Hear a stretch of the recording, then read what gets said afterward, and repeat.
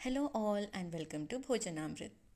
ఇవాల్టి వీడియోలో చిన్నపిల్లలకి ఎంతో ఇష్టమైన కప్ కేక్ 10 to 15 minutes ఈజీగా ఎలా చేయాలో చూసేద్దాం. That too without egg and without oven. దీనికోసం ముందుగా 1 cup షుగర్ని బ్లెండర్లో వేసి ఫైన్ పౌడర్ చేసుకొని పెట్టుకోవాలి. ఇఫ్ ఇన్ కేస్ మీ దగ్గర ఆల్రెడీ షుగర్ పౌడర్ అవైలబుల్ ఉంటే అదైనా యూస్ చేసుకోవచ్చు. ఆ తర్వాత ఒక మిక్సింగ్ బౌల్లో 15 tablespoon ఆల్ పర్పస్ ఫ్లోర్, అదేనండి మైదా, 8 tablespoon cocoa powder, 13 tablespoon sugar, 1.5 tablespoon baking powder, 1/2 tablespoon baking soda వేసుకొని ఇలాంటి లంప్స్ లేకుండా అన్ని డ్రై ఇంగ్రీడియంట్స్ని మిక్స్ చేసుకోవాలి. ఇప్పుడు చూపిస్తున్న క్వాంటిటీ 5 cupsకి సరిపోతుంది, అంటే 5 members ఈజీగా సరిపోతుంది. మీకు ఒకవేళ 1 cup క్వాంటిటీ కావాలి అనుకుంటే డిస్క్రిప్షన్ బాక్స్ ఆర్ పిన్ కమెంట్లో మెన్షన్ చేశాము, వెళ్ళి చెక్ చేయవచ్చు. ఆ తర్వాత ఈ పౌడర్లో 8 tablespoon ఆయిల్ అండ్ మిల్క్ వేయాలి. ఇక్కడ మిల్క్ నాకు 400 ml పట్టింది.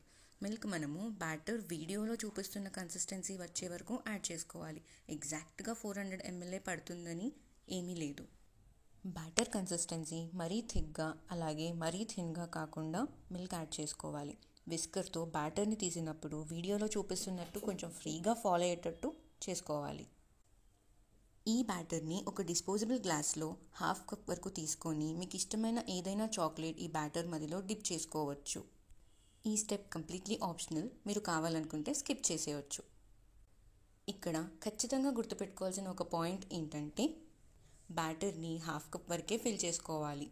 అంతకంటే ఎక్కువ తీసుకుంటే బేక్ చేసేటప్పుడు బ్యాటర్ పొంగి గ్లాస్ బయటికి వచ్చే ఛాన్సెస్ ఉంటాయి.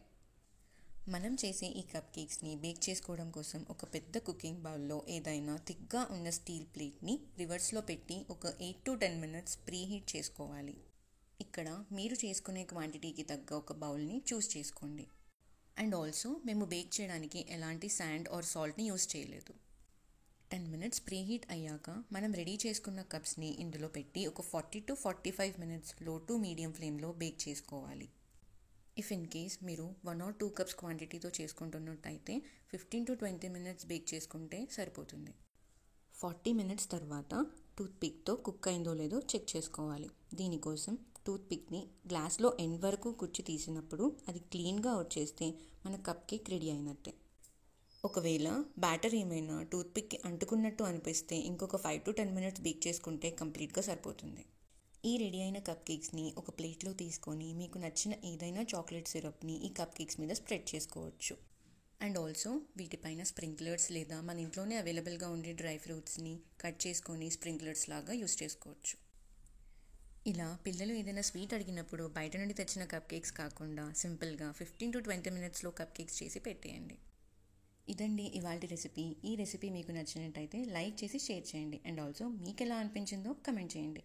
ఇలాంటి ఇంకొన్ని సింపుల్ అండ్ ఈజీ రెసిపీస్ కోసం భోజనామృత్ని సబ్స్క్రైబ్ చేసుకోండి.